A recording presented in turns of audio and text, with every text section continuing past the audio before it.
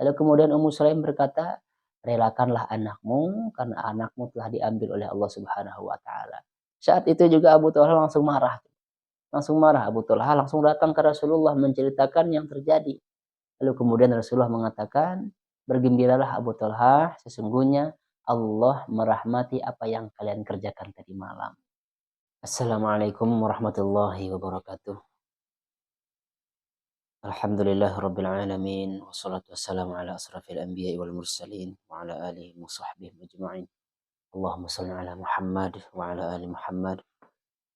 Para hadirin yang dirahmati Allah Subhanahu wa taala, pada kesempatan ini biasanya kita lakukan kajian di waktu subuh itu di masjid, tapi untuk saat ini kita lakukan di sini saja. Insya Allah kita masih membahas tentang bab sabar, karena hadis-hadis tentang sabar ini cukup banyak, jadi kita bagi menjadi 2 sesi. Kita berdoa kepada Allah Subhanahu wa taala, mudah-mudahan kita nantiasa ya dijadikan istiqomah untuk sholat subuh berjamaah. Langsung saja kita bacakan hadisnya dari Anas radhiyallahu anhu. Dia berkata, Nabi Shallallahu alaihi wasallam menjumpai seorang wanita sedang menangis di atas sebuah kuburan. Maka beliau bersabda, bertakwalah kepada Allah dan sabarlah. Lalu kemudian wanita itu berkata, pergilah dari sini karena kamu tidak ditimpa musibah seperti yang aku alami. Lalu kemudian ternyata ya wanita itu tidak tahu bahwa yang berkata adalah Nabi Shallallahu alaihi wasallam. Kemudian ada seorang yang memberitahukan bahwa yaitu adalah Nabi Shallallahu alaihi wasallam. Maka wanita itu segera datang ke rumah beliau dan ia tidak menjumpai penjaga pintu sehingga mudah memasukinya. Kemudian dia berkata, aku tidak tahu kalau yang berkata tadi adalah engkau, wahai Rasulullah. Maka beliau bersabda, sesungguhnya sabar yang mendapatkan pahala hanyalah sabar pada saat benturan yang pertama. Jadi riwayat lain juga menyebutkan bahwa dalam satu riwayat Muslim, ya, wanita itu menangisi anaknya yang baru meninggal. Itu ya, para hadirin yang dirahmati Allah Subhanahu wa taala.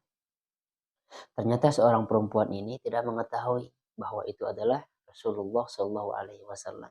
Sampai-sampai dia katakan, "Lah kamu tidak tahu apa yang menimpa diriku. Pergilah kamu dari sini," katanya. Rasulullah disuruh pergi.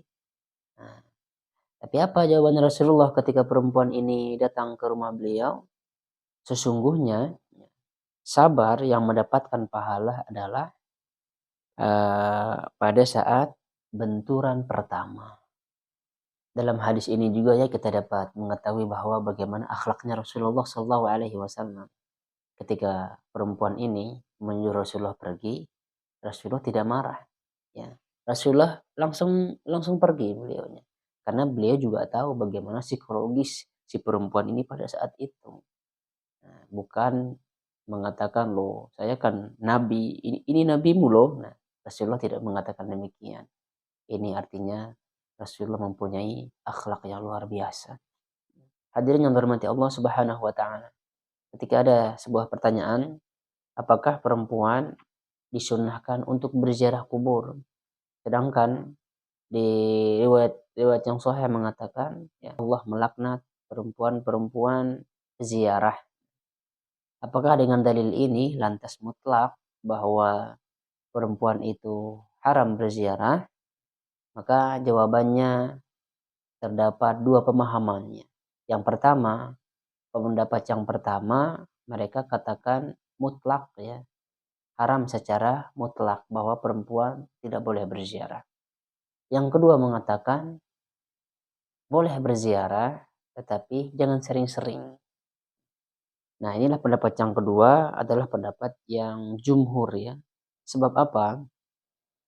Sebab ketika Aisyah bertanya kepada Rasulullah Shallallahu alaihi wasallam, pada saat itu beliau bertanya, "Wahai Rasulullah, kalau aku berziarah, apa yang harus aku baca?" Lalu Rasulullah Shallallahu Alaihi Wasallam mengajarkan kepada Aisyah tentang doa berziarah ke makam tersebut. Kalau sekiranya perempuan dilarang atau diharamkan untuk berziarah kubur, maka tentu Rasulullah Shallallahu Alaihi Wasallam tidak akan mengajarkannya kepada Aisyah. Lalu pendapat yang pertama tadi, eh, mereka menambahkan bahwa untuk kehati-hatian saja, sebab perempuan ini jiwanya itu lemah. Ketika ke kuburan menangis lagi, bertambah sedih lagi, itulah yang dikhawatirkan. Tetapi kalau misalkan perempuan bisa menahan dirinya, itu tidak mengapa ya. Jadi ziarah kubur bagi perempuan juga disunnahkan, tetapi jangan sering-sering, apalagi mengkhususkan ziarah kubur. Pokoknya saya mah ziarah kubur nate dinten Jum'ah misal. Itu mengkhususkan seperti ini yang tidak boleh ya. Kita lanjutkan hadisnya. Dari Abu Hurairah radhiyallahu anhu bahwa Rasulullah sallallahu alaihi wasallam bersabda, Allah taala berfirman, tidaklah seorang hambaku yang beriman memperoleh pahala dari sisiku, yaitu jika aku mengambil kembali kekasihnya dan dari penghuni dunia, kemudian ia mengharapkan pahala karenanya, melainkan baginya surga. Jadi kalau Allah Subhanahu wa taala mengambil apa yang ia inginkan, cukuplah bagi kita mengharapkan pahala atas apa yang diambil dari kita. Karena segala sesuatu, semua yang ada di muka bumi itu adalah milik Allah. Jadi terserah Allah saja. Mau mengambil atau tidak, terserah Allah. Cukup bagi kita bersabar dan mengharap pahala di sisi Allah Subhanahu wa taala. Maka ganjarannya adalah surga, kata Rasulullah Shallallahu alaihi wasallam. Kita lanjutkan. Dari Aisyah radhiyallahu anha bahwasanya ia bertanya kepada Rasulullah Shallallahu alaihi wasallam tentang wabah penyakit taun ya.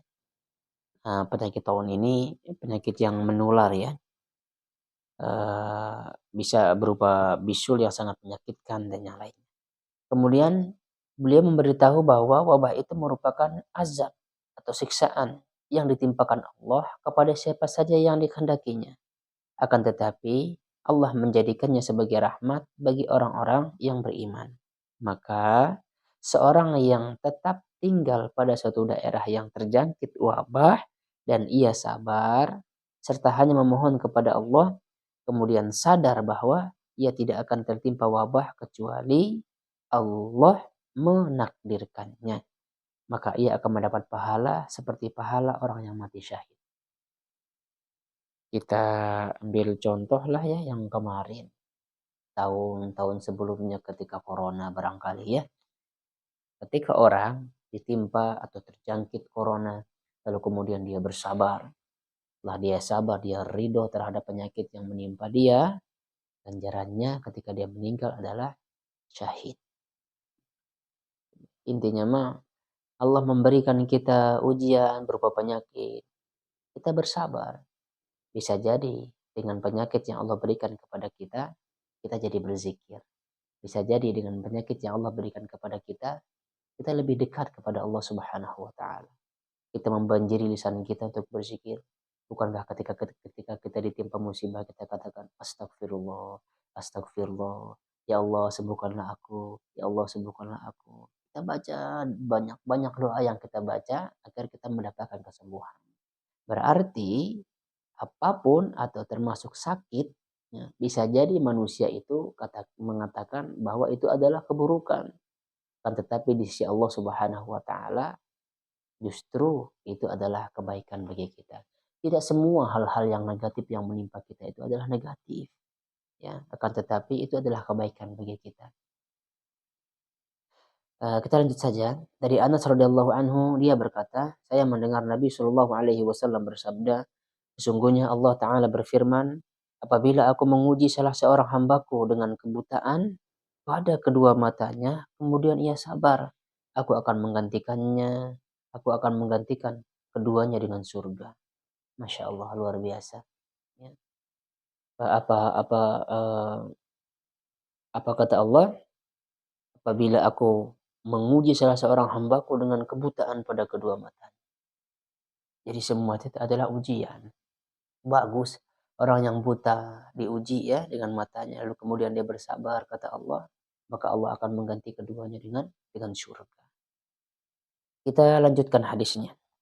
Dari Atha bin Abi Rabah, ia berkata, Ibnu Abbas radhiyallahu anhu berkata kepadaku, maukah kamu aku tunjukkan seorang wanita ahli surga?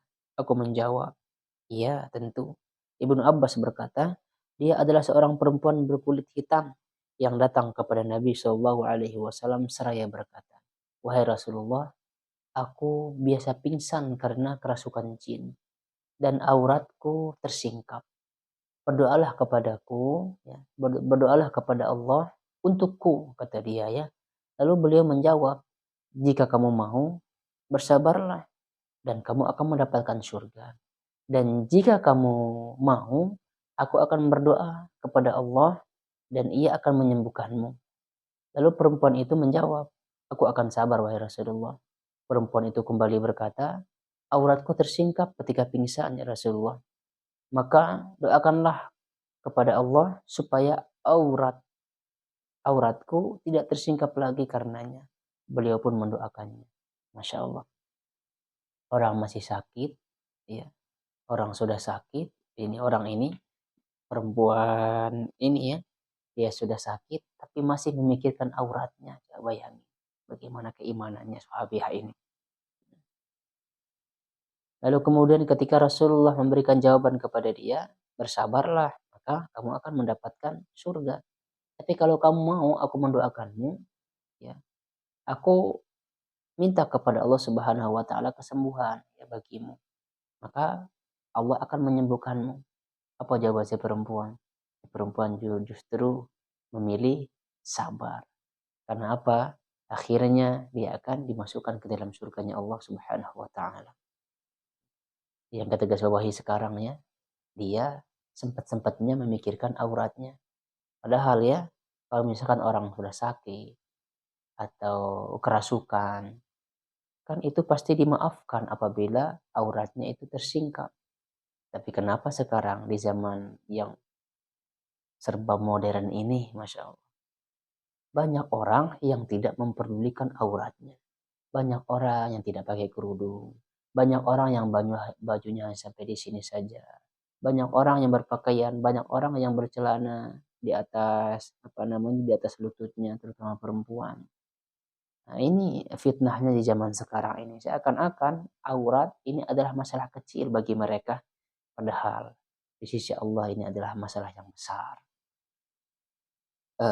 Dari Abu Sa'id dan Abu Hurairah radhiyallahu anhuma dari Nabi Shallallahu alaihi wasallam, beliau bersabda, tidaklah seorang muslim tertimpa rasa lelah, rasa sakit, gelisah, sedih, gangguan dan gundah hati, bahkan duri yang duri yang menusuknya, kecuali dengannya Allah akan menghapus kesalahan-kesalahannya. Tuh, Islam Masya Allah luar biasa.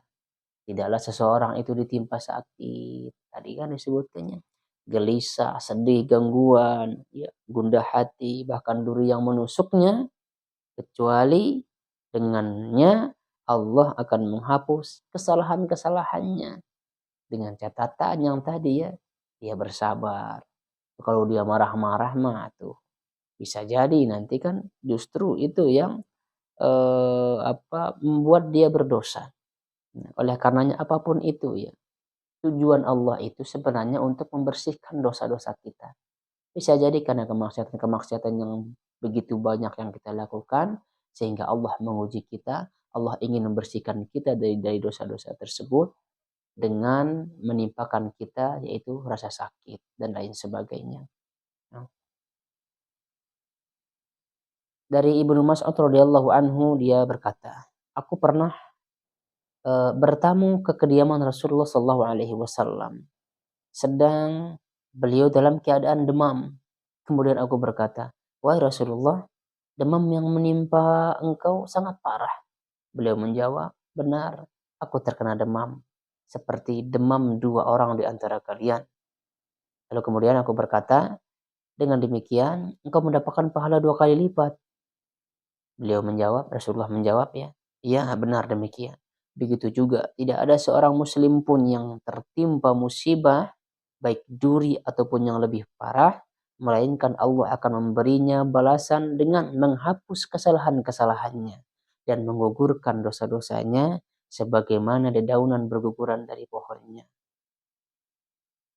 Masya Allah ya, kita sakit saja karena disebabkan sakit itu dosa-dosa kita berguguran. Ya tetap tadi ya, kita harus bersabar itu. Ketika kita ditimpa ujian tersebut, lalu kembali kita bersabar, kita ridha, perbanyak zikir, maka Allah akan menghapus dosa-dosa kita sebagaimana dedaunan itu yang berguguran. Inilah hadis-hadis tentang sabar. Masih banyak ya, kita bacakan saja. Dari Abu Hurairah radhiyallahu anhu, dia berkata, Rasulullah sallallahu alaihi wasallam bersabda, barang siapa yang Allah kehendaki baginya suatu kebaikan, maka Allah akan memberinya cobaan. Tetap ya, kita hidup di dunia pasti ada cobaannya. Tidak mungkin orang yang hidup di dunia ini tidak ada cobaan. Tidak mungkin. Pokoknya seluruh ya manusia, semua manusia yang di muka bumi ini yang hidup, pasti dia akan diuji, pasti dia akan diberikan ujian oleh Allah Subhanahu wa taala. Jadi sabar saja, ikuti aja arahannya, ikuti panduan kita, insya Allah nanti di akhir kita akan memetik hasilnya.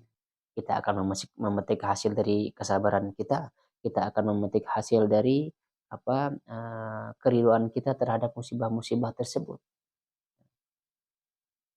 Apa ganjarannya tadi? Itu dia, surga ya. Mudah-mudahan kita termasuk golongan ahli surga. Kita lanjut dari Anas radhiyallahu anhu, dia berkata, Rasulullah shallallahu alaihi wasallam bersabda, jangan sekali-kali ada seorang dari kalian menginginkan kematian dikarenakan musibah yang menimpanya. Jika ia terpaksa harus melakukannya, maka hendaklah ia mengucapkan, ya Allah, hidupkanlah aku jika hidup lebih baik bagiku, dan matikanlah aku jika kematian lebih baik bagiku. Kami mengadu kepada Rasulullah Shallallahu Alaihi Wasallam perihal siksaan orang-orang musyrik. Saat itu beliau sedang tidur berbantalkan kain selimutnya di bawah naungan Ka'bah. Lalu kami bertanya, tidakkah engkau mendoakan kemenangan untuk kami? Tidakkah engkau berdoa untuk kami? Lalu kemudian Nabi Shallallahu Alaihi Wasallam menjawab, ada seorang laki sebelum kalian ditangkap dan digalikan tanah untuknya, lalu dipendam hidup-hidup, kemudian diambil gergaji dan diletakkan di atas kepalanya, lalu dibelah dua. Dan kadang disisir dengan besi sampai terkelupas daging dan tulangnya. Namun hal itu tidak membuatnya berpaling dari agamanya. Demi Allah, pasti Allah akan menyempurnakan urusan dakwah agama ini, hingga orang yang mengendarai kendaraan dapat menempuh perjalanan dari Son'a menuju ke Hadratul Maut dengan tidak merasa takut kecuali kepada Allah, atau tidak merasa takut jika serigala menerkam kambingnya, tetapi kalian ini terburu-buru, kata Rasulullah. Terburu-buru. Betul ya, kita ini sifatnya ini terburu-buru, kita tidak sabaran. Ya, tidak sabaran. Coba saja sedikit kita bersabar, insya Allah kita akan menuai hasilnya kalau kita sabar. Ya berdasarkan dari hadis ini ya. Sahabat-sahabat sudah tidak sabar melihat sahabat-sahabatnya yang lain disiksa oleh orang-orang kafir Quraisy itu kan. Tapi Rasulullah SAW menceritakan kejadian-kejadian sebelum itu ya, di mana orang-orang itu kadang dipendam, ya, ditanam mereka hidup-hidup, lalu kemudian disisakan sampai ke lehernya saja, lalu kemudian diambil gergaji, kepalanya digergaji. Tapi dia tidak berpaling dari agamanya. Nah, tapi ketika disebutkan penjelasan ini kepada sahabat langsung terdiam dan mereka kembali dan memilih untuk bersabar. Nah, pasti ya kemenangan akan mereka dapati. Tapi faktanya benar kan, alhamdulillah. Lama-kelamaan Islam, penganut agama Islam itu semakin banyak dan akhirnya bisa menaklukkan kembali Mekah tersebut. Uyainah bin Hisn, beliau memberikan unta dengan jumlah yang sama. Pada perang Hunain, beliau juga memberi bagian lebih kepada beberapa tokoh dan pemuka Arab. Lalu salah seorang berkata, demi Allah pembagian ini tidak adil dan tidak ikhlas karena Allah. Kemudian aku berkata, demi Allah akan aku ceritakan ucapanmu ini kepada Rasulullah Shallallahu Alaihi Wasallam. Setelah itu, aku datang menghadap Rasulullah seraya memberitahukan apa yang dikatakan oleh orang itu. Seketika, roman wajah beliau berubah hingga seolah-olah dicelup warna merah. Kemudian beliau bersabda, Siapakah yang dapat bersikap adil jika Allah dan Rasulnya saja dianggap tidak adil? Kemudian beliau bersabda, semoga Allah melimpahkan rahmatnya kepada Musa. Ia telah disakiti lebih dahsyat daripada ini, namun ia bersabar. Lalu aku berkata, aku tidak akan menceritakan hal serupa kepada beliau setelah kejadian ini. Rasulullah mah kelihatan. Beliau itu marahnya kelihatan dari memerahnya wajah beliau. Terkadang beliau itu senyum kemarahan, ada senyum beliau, senyum yang Masya Allah, ya, senyum kegembiraan. Ya, sebagaimana yang sudah saya jelaskan sebelumnya ya, tentang kisah seorang sahabat itu. Dari Anas radhiyallahu anhu dia berkata, Rasulullah sallallahu alaihi wasallam bersabda, jika Allah menghendaki kebaikan bagi hambanya, maka ia akan menyegerakan siksanya di dunia. Dan jika Allah menghendaki keburukan bagi hambanya, Allah akan menangguhkan siksanya hingga diberikan pada hari kiamat. Nabi Shallallahu Alaihi Wasallam juga bersabda, sesungguhnya besarnya pahala tergantung pada besarnya ujian. Dan sesungguhnya jika Allah mencintai satu kaum, ia akan mengujinya. Barang siapa yang ridho, ia akan mendapatkan keridhaan Allah. Barang siapa yang murka, maka ia akan mendapatkan kemurkaan Allah. Intinya Maya, oh iya sebentar lagi casannya habis ini. Kita singkat saja ya. Intinya mah kalau Allah sudah menghendaki kebaikan bagi hambanya, pasti ya Allah akan segerakan. Apanya yang disegerakan? Siksanya di dunia. Dengan apa? Memberikan kita beragam ujian. Dan kita juga manusia ini ujian kita beragam ya. Ujian saya dengan saudaraku yang lain berbeda-beda. Nah, selebihnya mah bagaimana kita menyikapi ujian tersebut. Apakah kita termasuk orang yang sabar atau justru kita orang-orang yang ingkar ya, atau orang yang terburu-buru atau justru selalu mengeluh dengan ujian tersebut. Mana di antara kita yang selalu mengeluh? Di mana di antara kita yang sabar? Mudah-mudahan ya kita senantiasa diberikan kesabaran oleh Allah Subhanahu wa taala. Ini saya singkat saja ya hadisnya karena cukup panjang. Ketika Abu Thalha bepergian ya, ketika dia berpergian itu ternyata anaknya lagi sakit, ditinggallah untuk safar gitulah. Nah, akhirnya balik-baliknya Abu Thalha ini ternyata sebenarnya anaknya itu sudah meninggal ketika dia balik itu. Tapi istrinya tenang-tenang saja. Nah, istrinya ketika Abu Thalha bertanya, bagaimana keadaan anakku katanya. Alhamdulillah dia lebih tenang dari biasanya. Kan Abu Thalha hatinya kan dari tenang ya. Akhirnya disuguhkanlah makanan, lalu kemudian santapan malam itu sudah disuguhkan. Lalu kemudian Ummu Sulaim ini mengajak Abu Thalha untuk berhubungan badan. Nah, setelah itu udah beres, kemudian Ummu Sulaim ini bertanya, apa kata Ummu Sulaim? Ya, dia berkata, bagaimana pendapatmu jika seseorang meminjamkan sesuatu kepada suatu keluarga? Ketika dia memintanya lagi, apakah si keluarga ini harus memberikannya atau menolaknya? Lalu spontan Abu Thalha mengatakan, ya kita berilah, nggak boleh menolaknya. Tidak boleh ya, harus langsung kita beri karena itu adalah pemiliknya lah bahasa kita. Lalu kemudian Ummu Sulaim berkata, relakanlah anakmu karena anakmu telah diambil oleh Allah Subhanahu wa taala. Saat itu juga Abu Thalha langsung marah. Abu Thalha langsung datang ke Rasulullah menceritakan yang terjadi. Lalu kemudian Rasulullah mengatakan, bergembiralah Abu Thalha, sesungguhnya Allah merahmati apa yang kalian kerjakan tadi malam.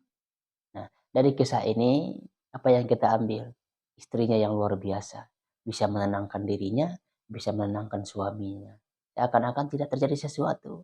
Nanti kalau suami sudah tenang, ya sudah nyaman, lalu kemudian diajak berbicara, itu pun dibuka dengan bahasa apa? Dibuka dengan pertanyaan yang sekiranya semua orang bisa menjawab. Lalu kemudian diarahkan kepada yang fakta apa yang terjadi pada saat itu. Kerennya luar biasa Ummu Sulaim nih, Masya Allah. Ini patut jadi contoh bagi ibu-ibu yang ada di dunia ini. Nah, contoh luar biasa ini Ummu Sulaim ini, sikapnya ya kepada Abu Talha. Padahal anaknya kan yang meninggal. Biasanya kan kalau di kita ya sebagian anak meninggal nangis, nangis, nangis terus. Orangnya misalkan lagi di Jakarta misal, lalu kemudian istri di Bandung langsung ditelepon misalkan suaminya, cepat pulang anakku tuh meninggal begini begini begini. Banyaklah yang terjadi demikiannya. Lihatlah sikapnya Ummu Sulaim, kalem. Ini patut dicontoh ini Ummu Sulaim luar biasa. Kita lanjutkan hadisnya. Dari Abu Hurairah radhiyallahu anhu bahwasanya Rasulullah shallallahu alaihi wasallam bersabda, orang yang kuat bukanlah orang pandai atau unggul dalam bergulat atau dalam perkelahian. Akan tetapi orang yang kuat adalah orang yang mampu mengendalikan dirinya di saat marah. Inilah sebenarnya orang yang kuat. Terkadang ada perkara-perkara yang menurut akal kita ini ya tidak masuk akal. Ya seperti ini yang disebutkan Rasulullah. Orang kuat ya menurut kita makan orang yang bisa ngangkat beban. Orang yang bisa apa menang dalam bergulat. Itulah orang yang kuat.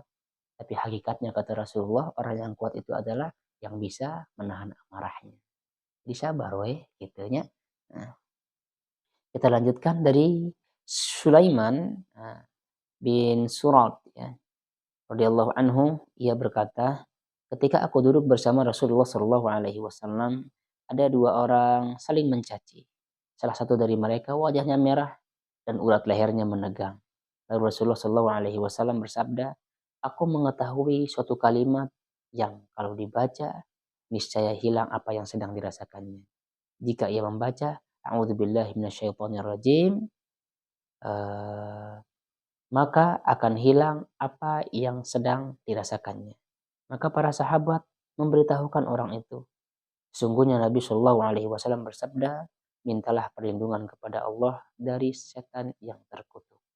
Intinya hadis ini ya, kalau kita dalam keadaan marah, bacalah doa ini. A'udzubillahi minasyaitonirrajim. Bahkan juga para ulama kita menganjurkan kita kalau masih marah-marah juga udah baca auzubillahi minasyaitonirrajim silakan berwudu ya. Masih juga tambah sholat 2 rakaat.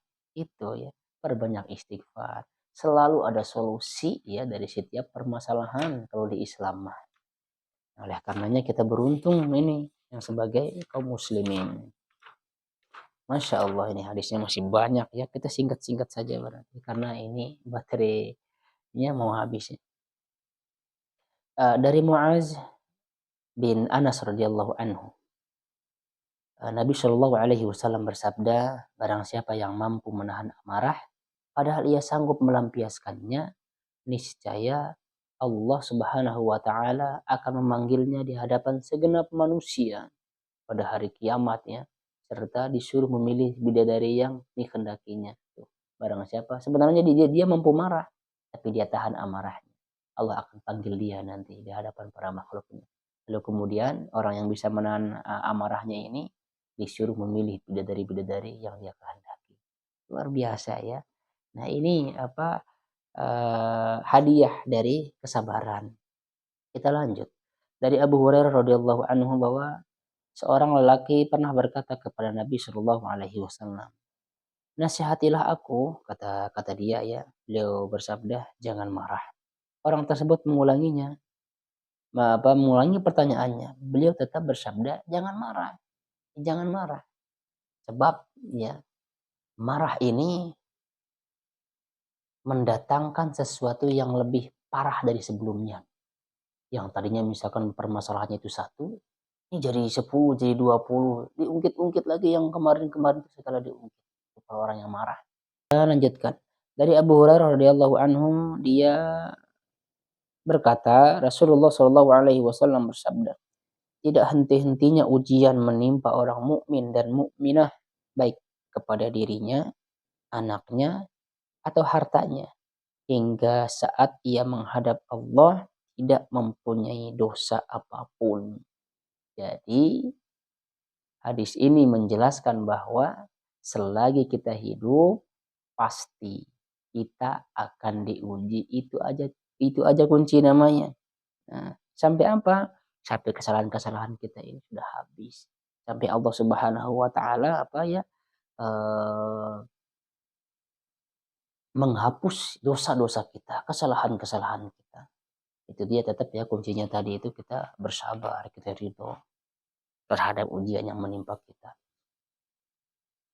Nah, nimpa mau di ujian mah banyak ya, bisa sakit atau kurang duit misalnya, atau anak kita misalkan justru dari ujian kita, istri misalkan jadi ujian, suami jadi ujian bagi para istri, semuanya merupakan ujian.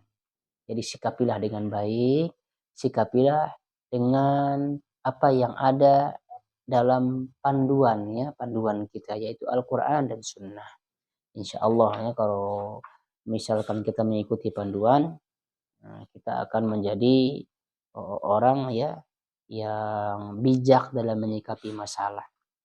Kita lanjut dari Abdullah bin Mas'ud radhiyallahu anhu bahwa Rasulullah sallallahu alaihi wasallam bersabda, akan terjadi sepeninggalanku nanti monopoli. Wah, monopoli ini menghususkan sesuatu untuk diri sendiri dan beberapa hal mungkar yang kalian pungkiri. Para sahabat bertanya, wahai Rasulullah, apa yang engkau perintahkan kepada kami jika mendapati hal itu, kata sahabat. Nabi menjawab, laksanakan kewajiban kalian dan minta kepada Allah sesuatu yang merupakan